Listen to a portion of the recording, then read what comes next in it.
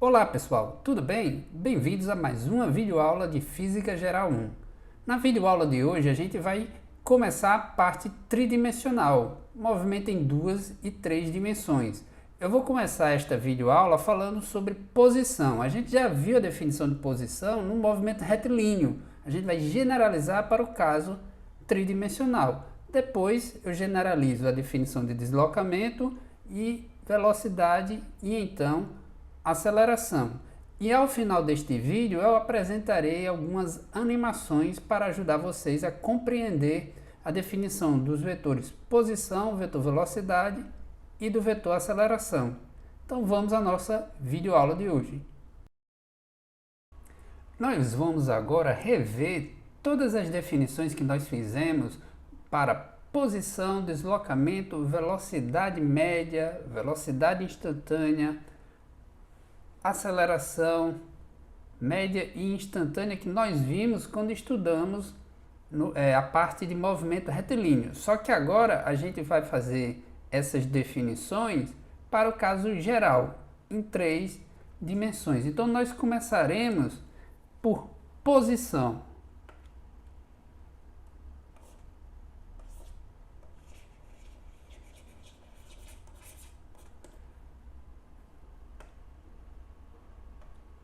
Considere o seguinte referencial. Eu tenho aqui o meu eixo X, o meu eixo Y e o eixo Z, como indicado aqui nesta figura. Eu quero identificar a posição de uma certa partícula. Suponha que a partícula esteja aqui nesta posição indicada pela bolinha vermelha. Isso aqui seja a posição da partícula.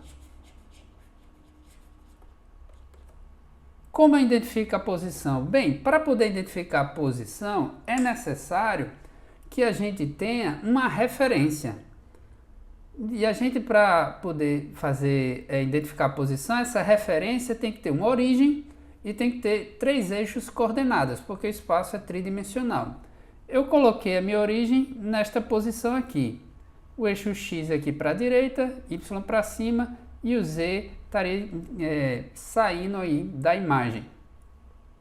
O vetor posição da partícula, por definição, é o vetor que vai da origem até onde a partícula se encontra.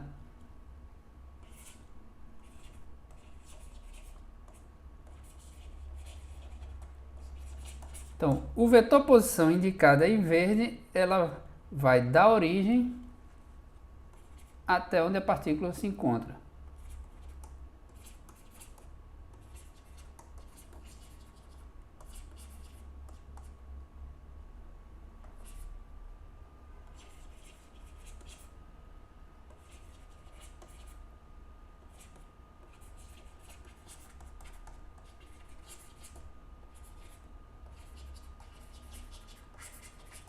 Certo? Então esta é a definição do vetor oposição. O vetor oposição vai da origem até o local onde a partícula se encontra. Se você conhecer esse vetor como função do tempo, você sabe a posição da partícula em cada instante de tempo. É óbvio que este vetor vai ser escrito em termos das coordenadas da partícula. Então, se você deu uma coordenada x para esta partícula, digamos, pega a projeção aqui e você tem um certo valor aqui no eixo x. Uma coordenada x é a coordenada x do ponto onde a partícula se encontra. A partícula, a gente está desprezando as dimensões dela, por isso que a gente chama de partícula, ela está localizada em um certo ponto. Aquele ponto pode ser identificado por um certo x, um certo y, que eu vou colocar aqui em cima, e um certo z. Então, o vetor posição, ele será expresso simplesmente como tendo componente x é a própria coordenada x, a componente y do vetor é a própria coordenada y e a componente z é a própria coordenada z. Pronto, esta é a maneira como a gente expressa o vetor posição. Lá no caso retilíneo, O que a gente estava trabalhando era apenas com a componente x. Então aquele ΔX, que foi o deslocamento, seria deslocamento apenas da componente x. A gente viu a coordenada x identificando a posição na reta. Aqui não adianta só x, precisa de 3 coordenadas. Então aqui a gente vai precisar da coordenada x, das coordenadas x, y e z. Então, isso daqui seria o caso particular em que y é igual a 0 e z é igual a 0. Se a nossa partícula ela estivesse localizada só no eixo x, vamos supor, ela estivesse se movimentando aqui, só no eixo x, então a coordenada y seria 0, a coordenada z seria 0 e a gente reduziria o problema só a este primeiro termo aqui. Então aquilo que a gente viu foi um caso particular disso. Agora, se a nossa partícula ela não está se movimentando só numa reta, ela está se movimentando em todo o espaço, a gente vai precisar de x, y e z. Então esta é a maneira de a gente identificar a posição de uma partícula. Eu vou dar um exemplo bidimensional para facilitar. Depois eu dou um exemplo tridimensional. Então vejamos aqui exemplos.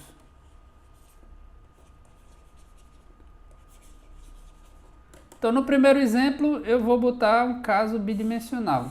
Suponha que este aqui é o meu referencial XY e que a nossa partícula está aqui nessa posição. Aqui digamos que seja em centímetros.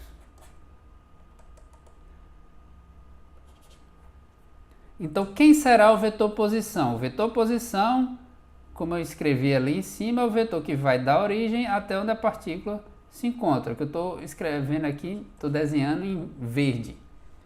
Então, se a coordenada x da partícula é 1 centímetro e a coordenada y são 3 centímetros, então a gente pode escrever o vetor posição como sendo simplesmente o quê?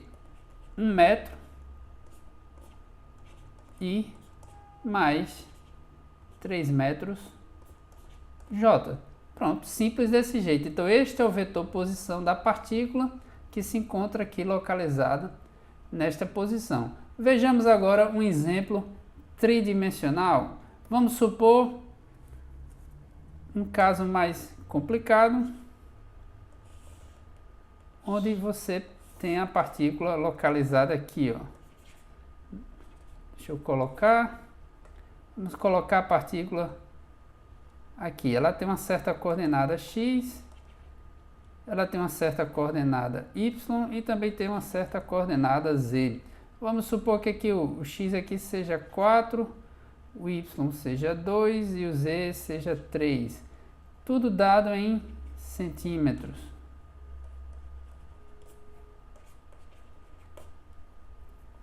Novamente, o vetor posição vai dar origem até onde a partícula se encontra e a gente vai poder escrever esse vetor posição da seguinte forma. Qual é a componente x? 4 metros. Ou melhor, 4 centímetros. Qual é a componente y? A projeção aqui, 2 centímetros. E a componente z, 3 centímetros. Certo? Então, isto permite identificar a posição de uma partícula. Aqui eu estou colocando vetores constantes, mas a gente vai ver que a posição da partícula pode mudar com o tempo. E aí o vetor posição, se ele for uma função do tempo, ele vai depender de t, do parâmetro do tempo, né? A gente vai ver alguns casos particulares depois. Certo, assim como na aula lá de movimento retilíneo, depois de definir posição, a gente foi para o quê? Para deslocamento. Porque, uma vez definida a posição, a gente pode falar de deslocamento.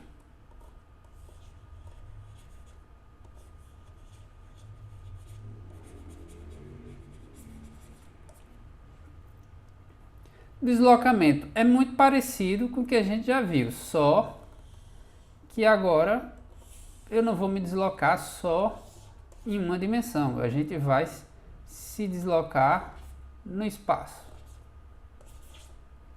Então suponha que no instante inicial a nossa partícula estivesse aqui. Deixa eu botar um pouco mais em cima. A partícula estava inicialmente aqui, no instante que eu vou chamar de T1. E aí ela se deslocou para cá. Aqui ela estaria no instante T2. A partícula simplesmente fez isso aqui. No instante T1 ela estava aqui, ela fez um movimento e em T2 ela chegou aqui. Então a gente vai calcular o deslocamento. O vetor posição no instante T1 eu vou chamar de R1, ou seja, R1 nada mais é do que o vetor posição R no instante T1. Eu estou vendo aqui R como função de T. Aí eu troco a letra T arbitrária pelo T1, que identifica este instante aqui, onde a partícula está nesta posição. E eu obviamente que terei um vetor R2, que seria o vetor posição no instante T2. Então esse daqui é o que eu estou chamando de R2. Quem será o meu deslocamento? O meu deslocamento vai ser exatamente este vetor aqui, ó, que vai da posição inicial até a final. E a gente vai representar isso aqui por delta R.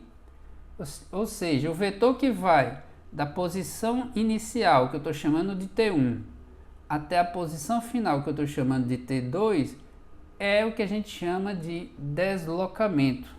E o deslocamento, se você tiver lembrado lá da regra de soma, ou no caso aqui de subtração geométrica de vetores, você vai lembrar que este ΔR nada mais é do que R2 menos R1. Se você multiplicar R1 por um sinal de menos, essa setinha sai daqui, ó, e vem para aqui, para a origem.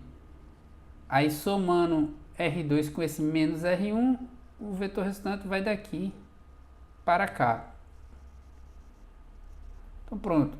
Isto daqui é o que a gente chama de deslocamento.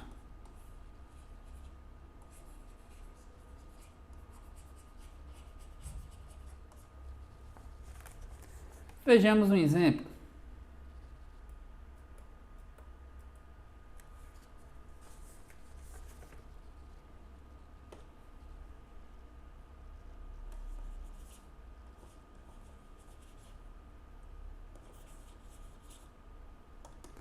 Vamos supor que a posição inicial seja essa daqui.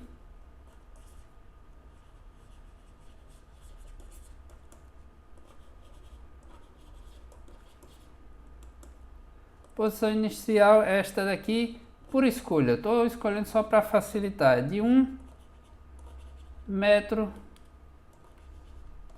J. Aqui eu tanto posso colocar parênteses assim para destacar, quanto posso deixar assim. Só uma questão de facilitar a leitura, colocar o parênteses. E a posição R2, que seria o instante final, eu vou botar aqui como 5 metros e menos 3 metros K. Então eu vou primeiro fazer o cálculo analítico, depois eu vou ver se dá para a gente desenhar os vetores. Certo, então eu estou dizendo o seguinte, no instante T1, que eu não estou dizendo qual é, pode ser T1, pode ser esse 0, 1 segundo, num certo instante T1. E você tem essa posição aqui, ó, a partícula está nessa localização. E no instante posterior, T2, ou seja, T2 aqui é sempre maior do que T1, a partícula passa a estar nesta outra posição aqui. O deslocamento é simplesmente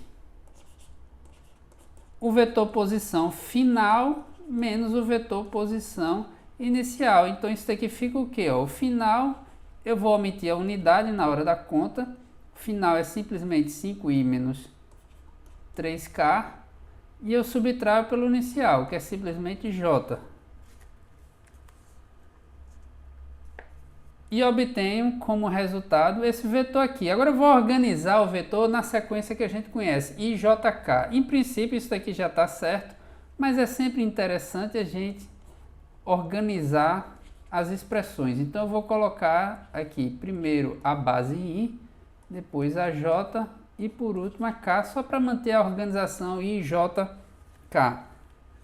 certo? Como tudo isso aqui está em metro, eu vou botar um parênteses aqui, ó, para identificar que tudo isso aqui está sendo dado em metros. 5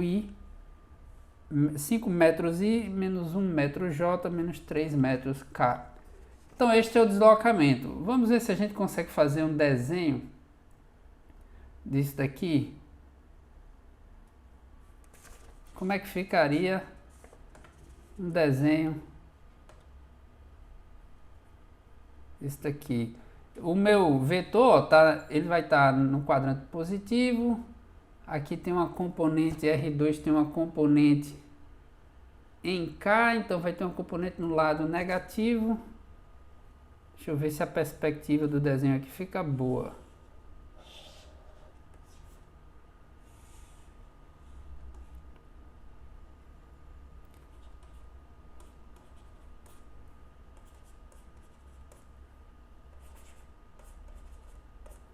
Certo, então vamos lá. R1. R1 é J igual a 1 metro. Então a partícula, digamos que 1 metro fosse isso daqui. Está um pouco mais em cima. Então vamos supor que 1 metro seria isso daqui. Então a posição inicial, o nosso R1 é isso daqui.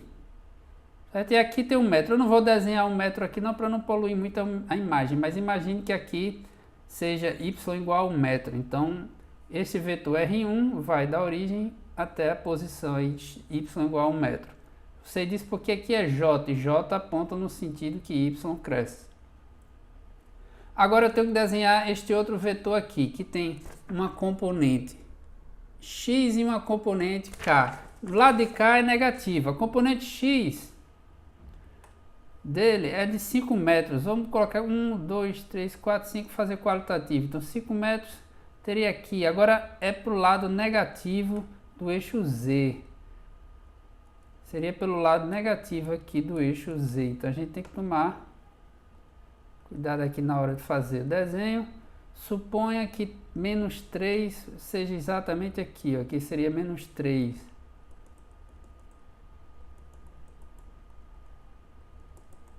Então, o ponto caracterizado por x igual a 5 metros e z, veja que o eixo z é esse eixo aqui, ó, que eu estou passando no cursor. Esse aqui é o eixo z. Z igual a menos 3 metros não está desse lado, está aqui, ó, por trás. Então, z igual a menos 3 metros está aqui. Então, a coordenada do ponto x igual a 5 metros, z igual a menos 3 metros, é essa daqui.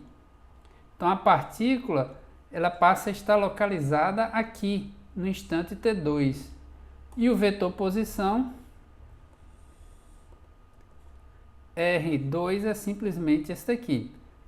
Então a partícula ela simplesmente saiu daqui, se movimentou, eu não sei qual foi o caminho que ela fez, mas eu sei que no instante t2 ela parou aqui. Certo, então o vetor de deslocamento que a gente calculou é simplesmente o vetor que vai daqui para cá. Então este é o nosso delta R.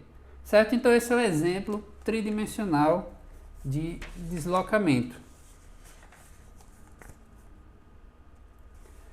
Agora, o que é que a gente viu lá no movimento retilíneo? Que depois de definir deslocamento, a gente pode definir velocidade média. Aqui não é diferente.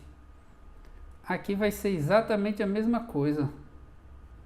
Então vamos agora falar de velocidade.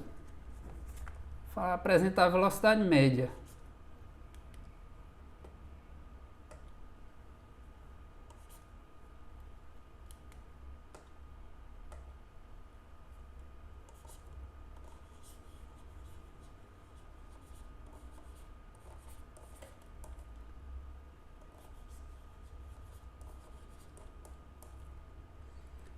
Como é que a gente vai definir velocidade média? É um vetor, velocidade é um vetor, tem uma rapidez associada e uma orientação. Rapidez, no caso, seria a magnitude do vetor, módulo.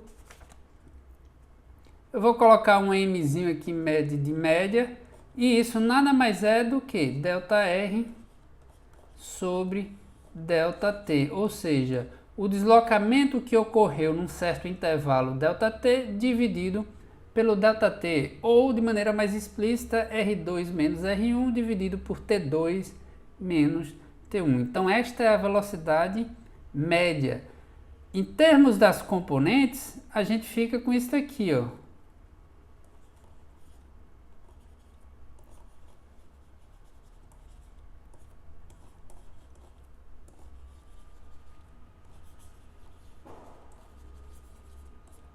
Em termos das componentes, a gente tem que a velocidade média, vou botar em azul mesmo, né? Velocidade média é simplesmente o que? ΔR é, em termos das componentes, pode ser expresso da seguinte forma. Deixa eu escrever de forma separada quem é ΔR, porque isso ajuda a destacar. Em termos das componentes, ΔR nada mais é do que ΔX I mais ΔYJ mais ΔZ K. Porque quando você subtrai R2 por R1, você vai ter que comparar componente com componente. Ou seja, se eu escrever R2 como sendo X2I mais Y2J mais Z2K e escrever o R1, que é o R no instante T1, como sendo x1, onde x1 é a coordenada x no instante T1. y1 é a coordenada y no instante T1. E z1 é a coordenada z no instante T1. Então o vetor R1 pode ser escrito assim, o vetor R2 pode ser escrito dessa maneira. Quando eu subtraio R2 por R1, eu vou ficar simplesmente com x2 menos x1. Você aprendeu lá na parte de soma analítica, ou no caso aqui subtração, mas é só trocar o sinal. São 2 menos y1j, z2 menos z1k. E isso daqui a gente viu que é o que? É o ΔX. E isso daqui, por analogia, é o ΔY. E isso daqui é o ΔZ. Portanto, de fato, o deslocamento em termos das componentes pode ser escrito dessa maneira. Se eu dividir ΔR por ΔT, eu tenho a minha velocidade média. Então, em termos das componentes, o vetor velocidade média nada mais é do que ΔX dividido por ΔT e ΔY dividido por ΔT, J, e aqui é ΔZ. ΔZ por ΔT, K. Pronto. O vetor velocidade média é simplesmente a velocidade média na direção x vezes i, mais a velocidade média na direção y vezes j, mais a velocidade média na direção z vezes k. Ou seja, o movimento da partícula pode ser decomposto em 3 direções. Você calcula a média em cada uma dessas componentes e obtém aí o vetor velocidade. Certo? Isto é a velocidade média. E como é que fica a velocidade instantânea? É só tomar um limite em que ΔT vai para zero.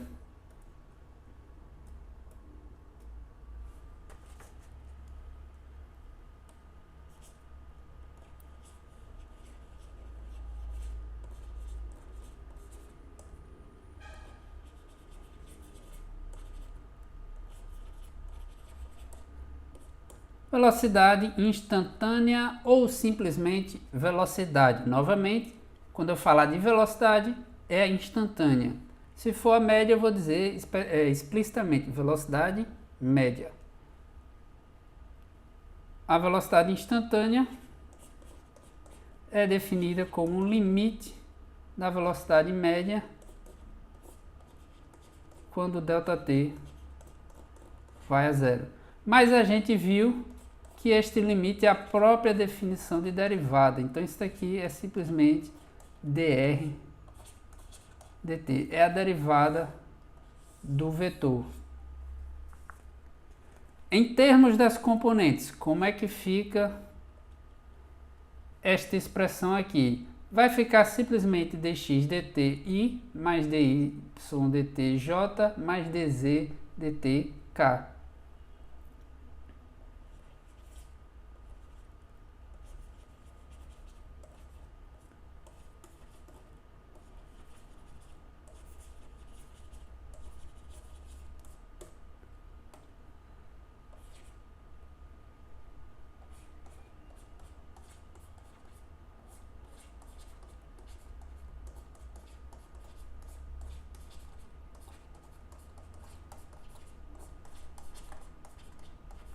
Pronto. Então essa é a forma explícita com que você calcula a velocidade. Então se você souber derivar essa função, se você conhecer x como função de t, y como função de t e z como função de t, é só derivar que você pega as componentes da velocidade. Tenha em mente que isso daqui, ó, é Vx, isso daqui é Vy e isso daqui é Vz. Eu posso escrever esta velocidade da seguinte maneira. De maneira geral, eu estou dizendo que a velocidade v tem uma certa componente x, tem uma certa componente y e tem uma certa componente z. A componente x é simplesmente dx dt. A componente y é simplesmente dy dt, é só comparar com a expressão em cima.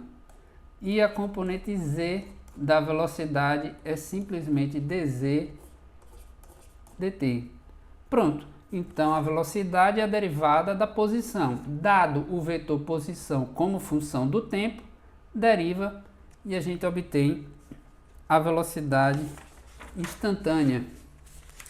Uma coisa importante para se falar sobre a velocidade é que ela é tangente à trajetória da partícula.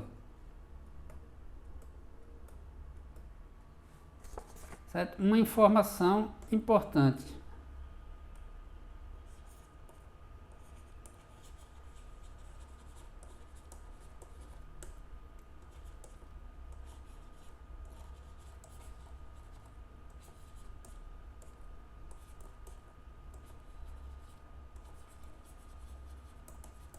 Tangente à trajetória da partícula.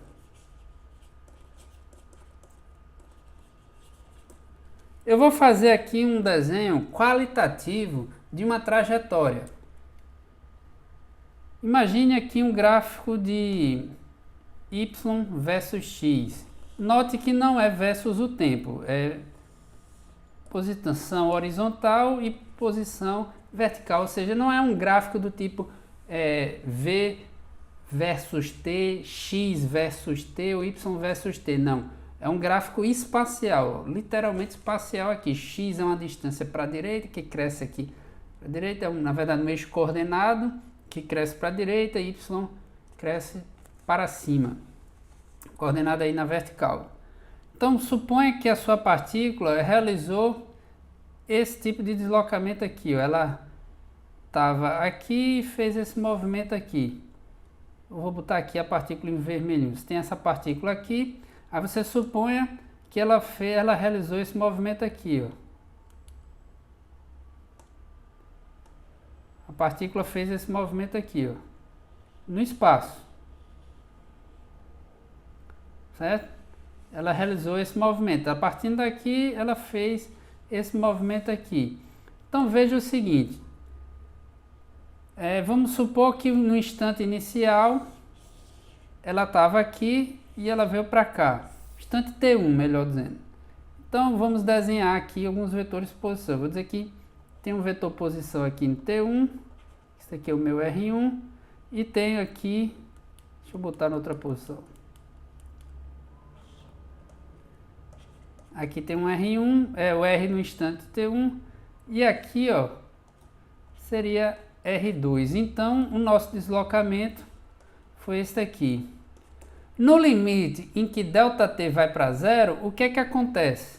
O que acontece é que R2 tende a R1. Então, no limite em que eu faço ΔT vir para zero, esse vetor aqui vai ficar muito próximo de R1. E a gente vai ter basicamente, ó, isso daqui. Então, eles vão ficar muito próximos um do outro. Vou desenhar aqui muito próximo. Isso aqui seria R2. E o ΔR tende a um infinitésimo, que a gente chama de dr. Quando o ΔT vai para zero, aquele ΔR ele vai virar um infinitésimo, um bem pequenininho, arbitrariamente pequeno, que a gente representa por dr. Esse infinitésimo, se você prestar atenção, ó, ele é essencialmente tangente à trajetória da curva. Ou seja, no limite que ΔT vai para zero, o ΔR vai coincidir com um vetor que é tangente à trajetória da partícula.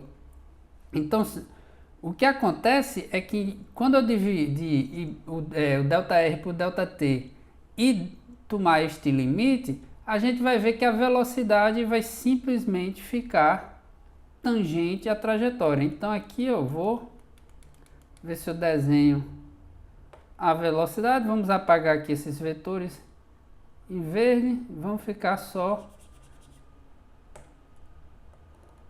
com a velocidade. Então o vetor velocidade neste ponto aqui vai ser simplesmente isso aqui, ó. Vai ser tangente. Então quando a nossa partícula estiver aqui nesse ponto, a velocidade vai ser tangente. Quando a partícula vier para este ponto aqui, o vetor velocidade vai ter esta cara aqui, ó.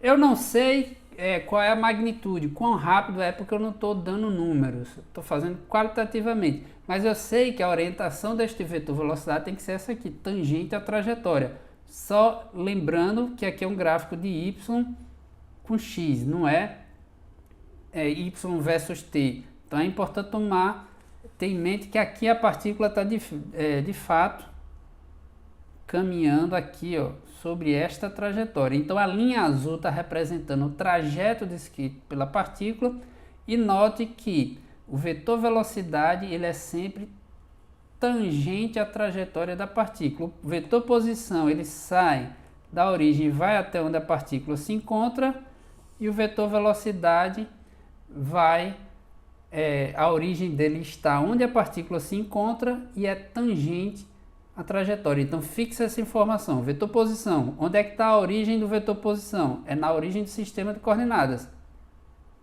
E como é que é ele? Vai da origem até onde a partícula se encontra, certo? Agora o vetor velocidade, onde é que está a origem do vetor velocidade? Está exatamente onde a partícula se encontra. Se a partícula está aqui, então a origem do vetor velocidade também tem que estar aqui. E ele é tangente à trajetória da nossa partícula. Então vamos ver um exemplo analítico de como calcular a velocidade, sabendo já a derivada.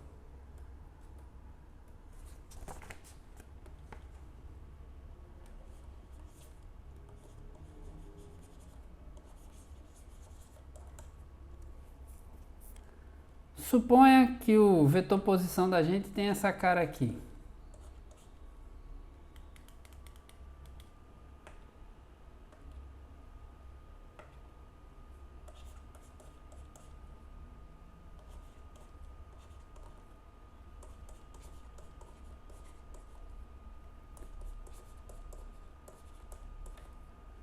R em metros e T em segundos.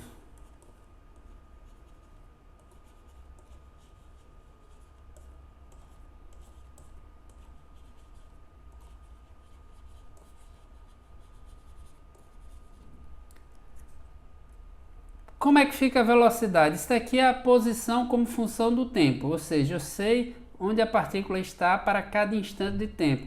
Em t igual a zero, onde é que está a partícula? Aí você vem e substitui aqui, ó, bota zero aqui, põe zero aqui, zero aqui. Ora, em t igual a zero deu o vetor nulo, então a partícula está na origem. Coincidência, eu montei o problema de tal forma que no instante inicial a partícula está na origem. Em t igual a 1 segundo, você substitui aqui, troca o t por 1 segundo, aí vira 1 metro aqui. Aqui troca o t por 1 segundo, vira 1 metro. Troca o t aqui por 1 segundo, vira 1 metro. Então no instante de 1 segundo, a posição da partícula é o vetor r, 1 metro i, mais 1 metro j, mais 1 metro k. Então seria um vetor basicamente na diagonal de um cubo, se você quiser imaginar o quadrante com x, y, z positivos. Mas não é bem isso aqui que eu quero visualizar. O que eu quero visualizar é uma conta simples. Quem é v? Eu quero responder essa pergunta. Quem é a velocidade? Se eu pedir calcula a velocidade num problema tridimensional, é o vetor velocidade. Então vamos lá calcular. Eu tenho que simplesmente derivar o vetor posição. Derivada da soma é a soma das derivadas. Então eu vou derivar este termo aqui, a componente x, dá 1. Então isso daqui fica 1. Deriva esse daqui, vai dar 2t.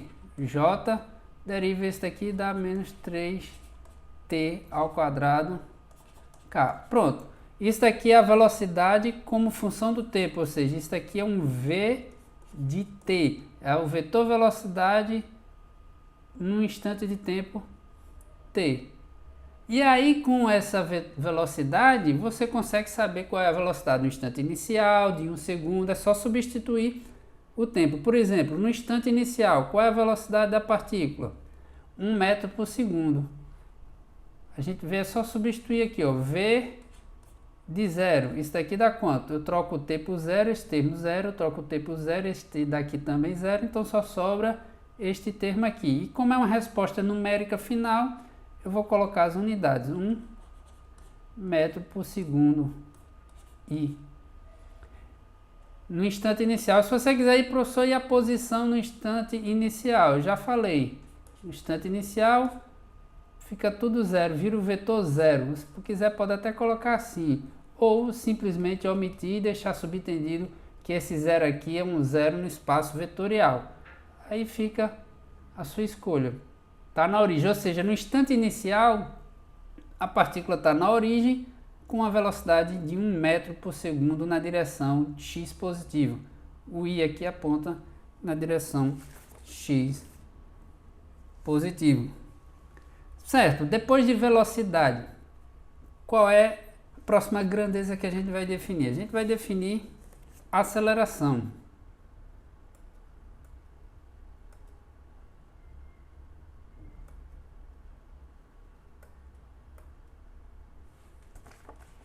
Vamos começar por aceleração média.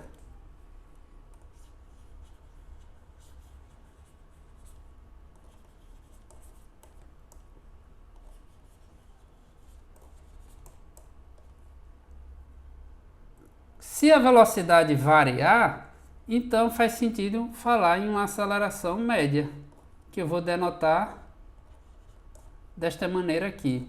Isso vai ser simplesmente ΔV dividido por ΔT. Mas aí você poderia perguntar, mas professor, quem é ΔV? ΔV é a velocidade no instante T2 menos a velocidade no instante T1. Se eu denotar a velocidade no instante T2 simplesmente por V2 e a velocidade no instante T1 simplesmente por V1, onde por hipótese T2 é maior do que T1, ou seja, é um instante de tempo posterior. Só para organizar as ideias é interessante saber quem é maior que quem. T2 por hipótese é maior do que T1. Então a gente define o ΔV como sendo simplesmente V2 menos V1. E a aceleração média é simplesmente o ΔV sobre o ΔT. Novamente, se você for expressar em termos de componentes, aí vai ficar um ΔVx dividido por ΔT. Em termos das componentes, a gente vai conseguir escrever isso daqui da seguinte maneira. Ó.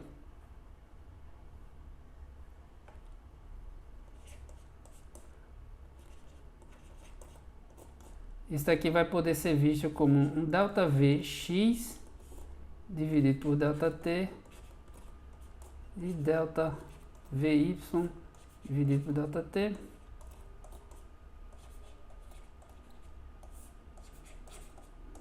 Então você pode calcular o problema separadamente. Eu primeiro faço a componente x da aceleração média, componente y da aceleração média e a componente z da aceleração média.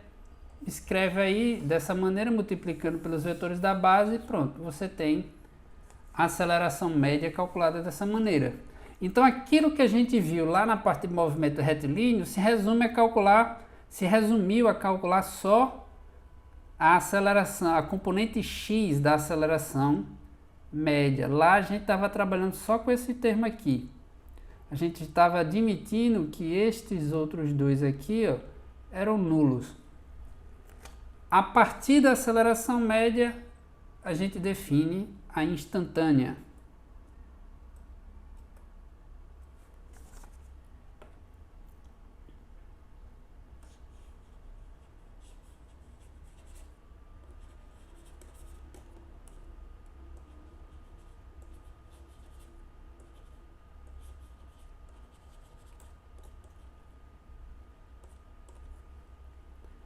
De que maneira? Tomando o limite ΔT indo para zero.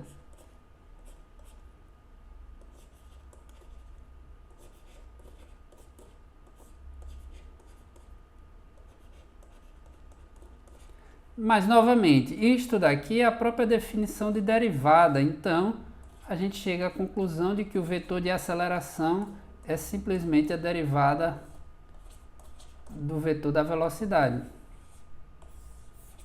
Então pronto, esta é a expressão para a nossa aceleração. A é dv dt. E em termos da componente, a gente fica da seguinte maneira.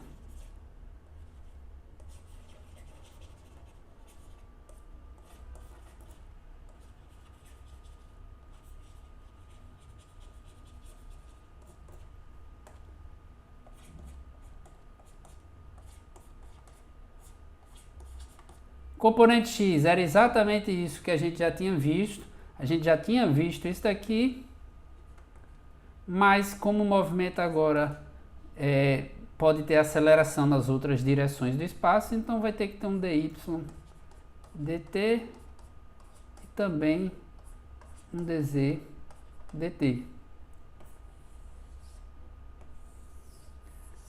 Lembre-se que todo vetor pode ser escrito como, de uma maneira geral, como uma certa letra, uma certa componente x, uma certa componente y e uma certa componente z.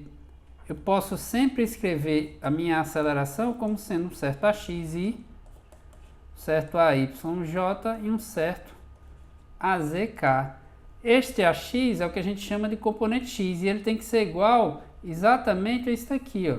Isso aqui é o meu AX. E este outro aqui é o meu AY. Este outro é o meu AZ. Então, outra forma de você calcular é você separar o problema. Você escrever o AX como sendo... Deixa eu só corrigir um detalhe aqui, que eu confundi. Aqui não é X não. Só corrigindo, aqui é VX. Eu fiz como se fosse a derivada da velocidade. Deixa eu só corrigir aqui, ó. Vx, Vy, Vz. Certo? Aqui do jeito que estava escrito era a velocidade. Dx dt é a derivada da velocidade. Certo? Então aqui, ó, fica sendo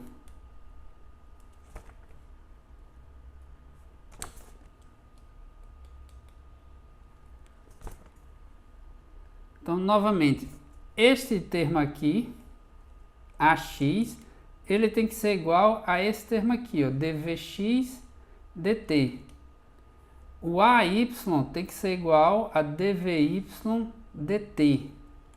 E o AZ tem que ser igual a dvz dt. Então, eu vou colocar aqui, ó, x t A componente y é a derivada da componente y da velocidade e a componente z da aceleração é a derivada da componente z da velocidade.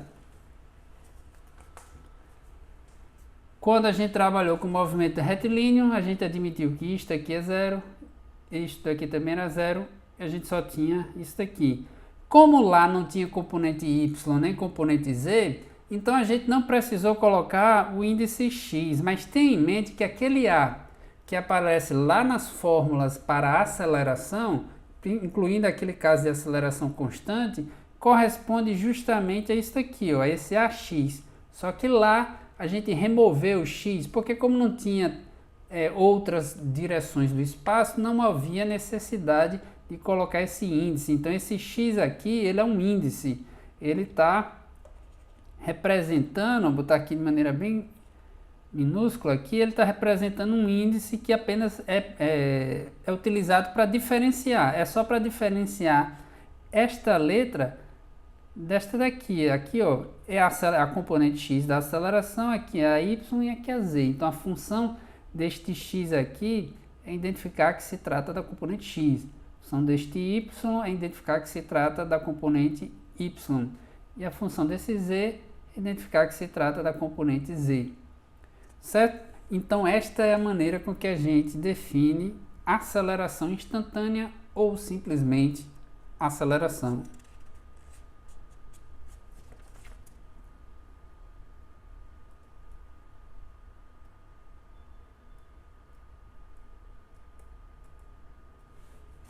Vejamos um exemplo.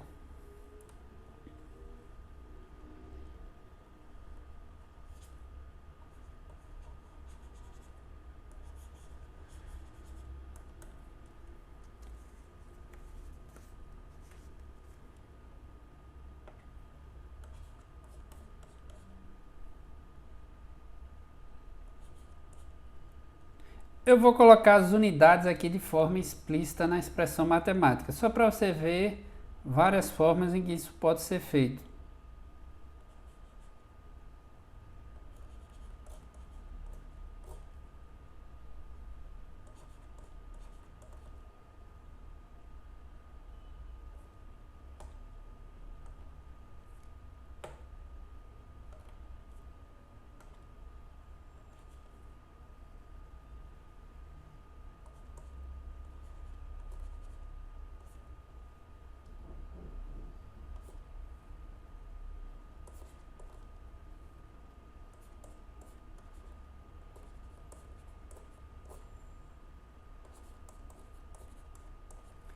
Veja, R está em metro e T em segundo, porque ó, quando eu troco aqui este T por algum valor dele em segundo, a unidade de segundo cancela esta que está no denominador, sobra só o metro, que é compatível com o fato de que R está em metro. Aqui não tem T, então já está explícito aqui metro. Por que aqui é metro por segundo ao quadrado? Porque aqui tem T elevado ao quadrado e tudo isso daqui tem que ser só metro. Então este t ao quadrado vai trazer o segundo que vai cancelar este.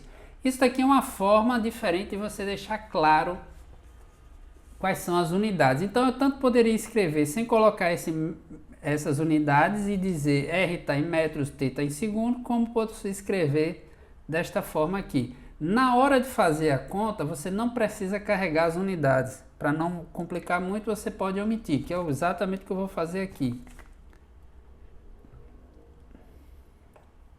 Certo, então quem é a velocidade? É a derivada primeira da posição. Se eu derivar esse termo aqui, fica o quê? Fica simplesmente I. Estou omitindo a unidade. A derivada desse termo é zero, porque isso aqui é uma constante.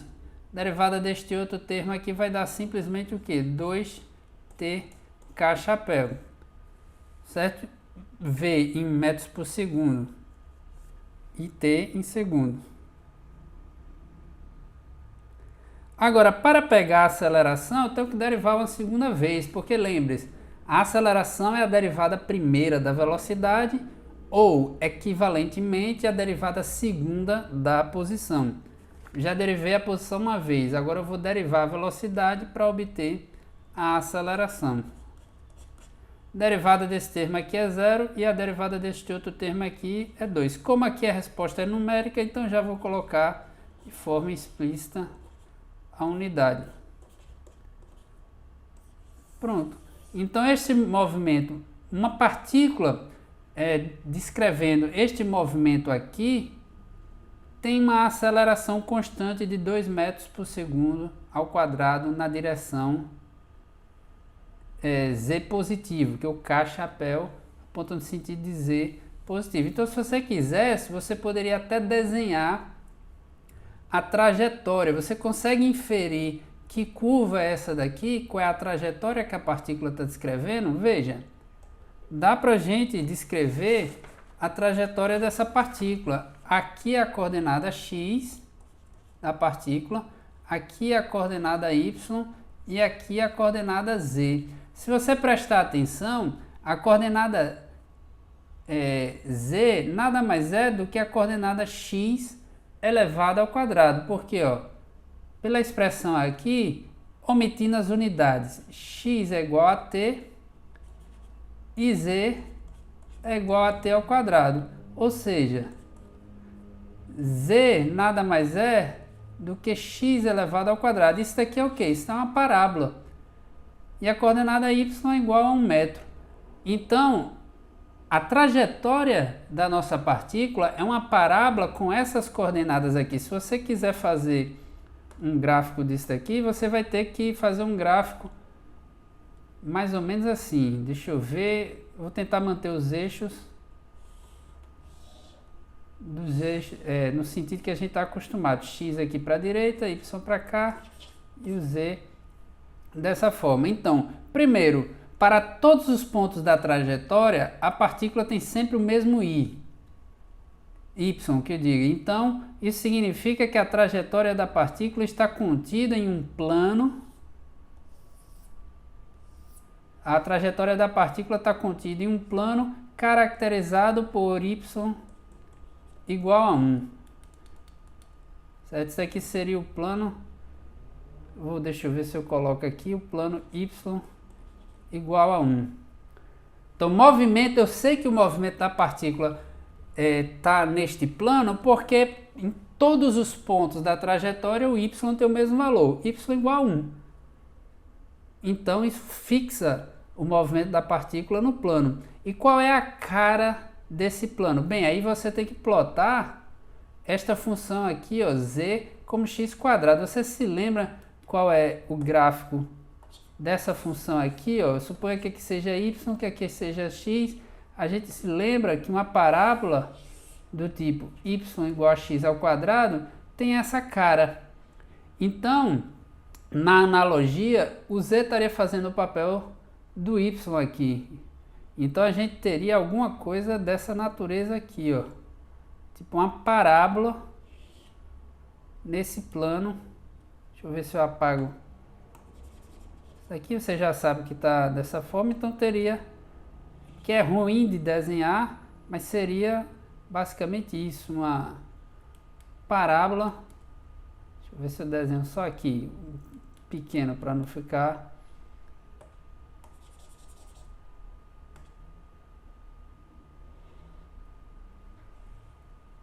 Seria uma parábola nesse plano caracterizado por y igual a 1. À medida que x cresce para a direita, o z aumenta com o quadrado. Então o z está vindo aqui mais para frente. Talvez fosse melhor desenhar rotacionando os eixos, né? Colocando, por exemplo, aqui no lugar de y, colocando z aqui. Então você teria basicamente esta trajetória aqui. Então, note que se você tiver o vetor posição da partícula como função do tempo, fica fácil pegar a trajetória da partícula.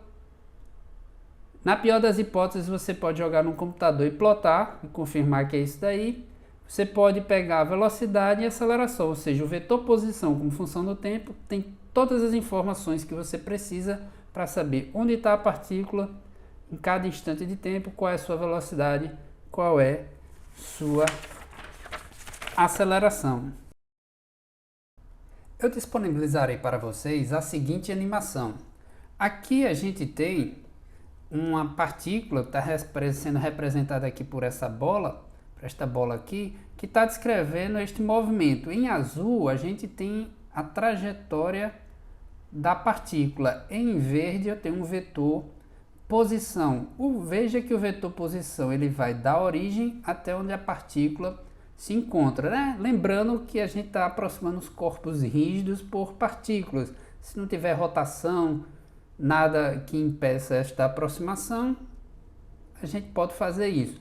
Então essa bola aí, ela está representando o movimento de uma partícula.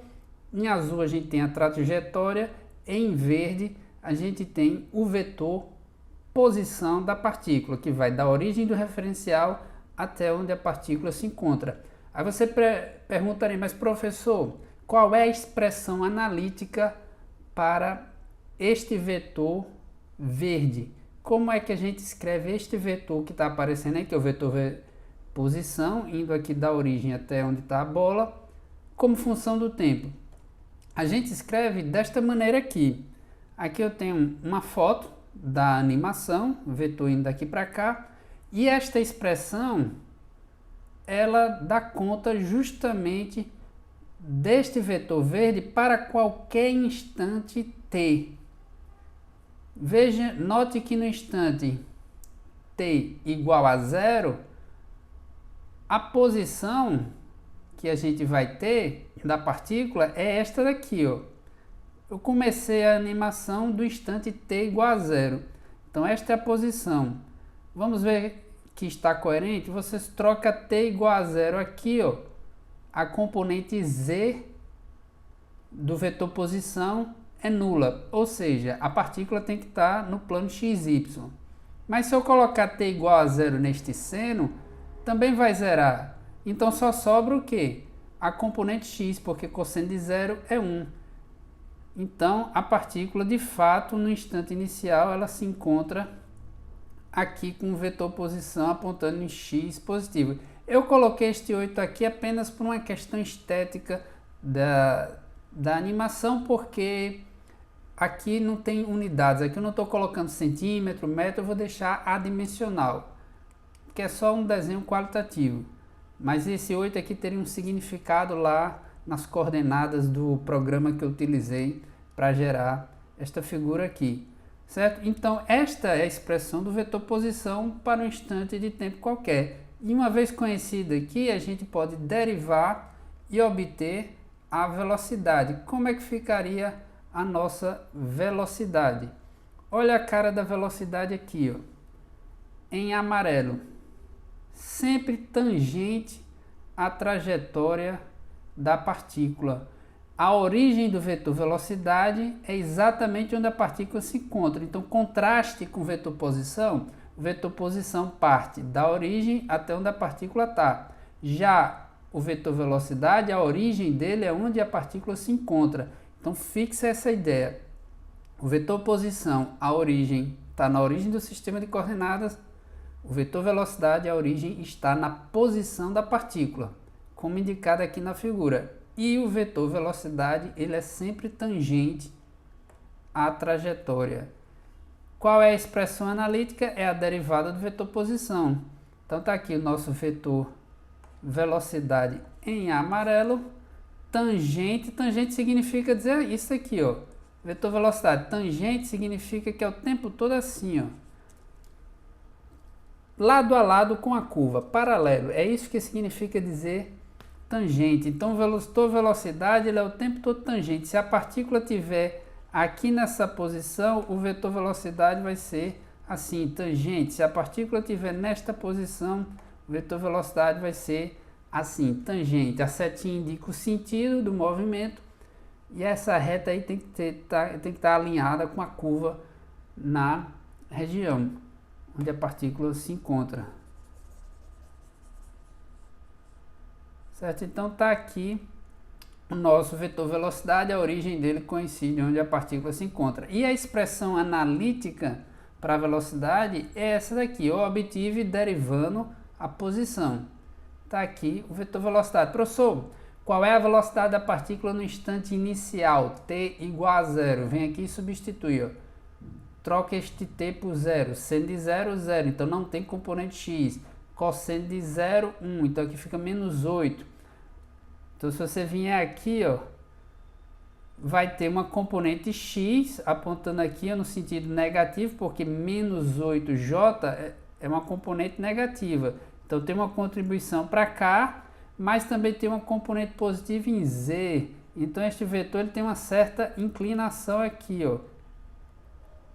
Este vetor é o vetor velocidade no instante t igual a 0, que eu coloquei t igual a 0 como sendo isso daqui. Este vetor ele tem uma inclinação, ele tem uma componente na vertical e uma componente aqui no eixo y. E aí você pode pegar o valor da velocidade em qualquer ponto. Professor, e a aceleração desta partícula, como é que fica? A aceleração é a derivada da velocidade. Se eu derivar esse vetor, olha o que é que eu obtenho. Eu obtenho isto daqui, ó, a aceleração da partícula. Esta aceleração, se você estiver atento, ela está o tempo todo, ó, apontando para cá. Por exemplo, quando a partícula estiver nesse ponto, a aceleração vai estar apontando para cá.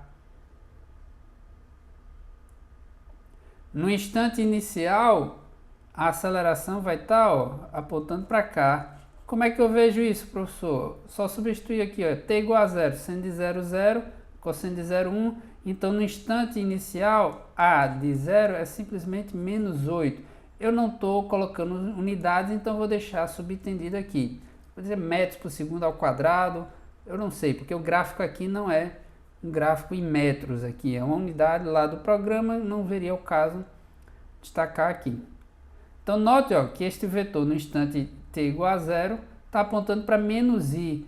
Ora, i é um vetor que aponta no sentido que x cresce, então menos 8i é um vetor apontando no sentido contrário, para aceleração. Então esse vetor aceleração, este vetor aqui, ele está sempre assim, ó, apontando na direção dessa reta aqui, ó, quando ele está sempre aqui na horizontal, porque ele tem, ó, só componente i e j, ou seja, no plano x, y, certo? Então eu vou colocar um PDFzinho lá explicando os detalhes dessa conta aqui para vocês verem. Eu vou colocar as animações e um PDF com a explicação aí de como foi que eu montei estas animações. E agora eu vou colocar uma animação com os dois vetores, velocidade e posição junto. Eu não quis colocar aceleração para não poluir muito o desenho, mas a aceleração estaria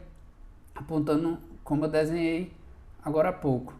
Então aqui está em azul novamente a trajetória da partícula em vez de vetor posição e o vetor velocidade. E perceba que assim como o vetor velocidade, o vetor aceleração, a origem do vetor aceleração também é a partícula. Então note a origem dos vetores. O vetor posição sai da origem do sistema de coordenadas até onde a partícula se encontra. O vetor velocidade, a origem parte de onde a partícula está. O vetor aceleração também parte de onde a partícula está. No assunto da próxima prova, né, não da primeira, da segunda, a gente vai estudar as leis de Newton e a gente vai ver que associada a essa aceleração aqui tem alguma força resultante. Uma partícula não vai descrever este movimento se não tiver sobreação de uma força. Como a gente está na cinemática, a gente não está preocupado com o que é que está causando esse movimento. Mas você já deve ter em mente que se tem uma aceleração, é porque tem alguma coisa aí fazendo esta partícula se movimentar desta maneira. E aí a gente vai ver mais na frente que a força vai estar neste mesmo sentido aqui da aceleração. Certo, pessoal? Então eu vou terminar esta parte por aqui.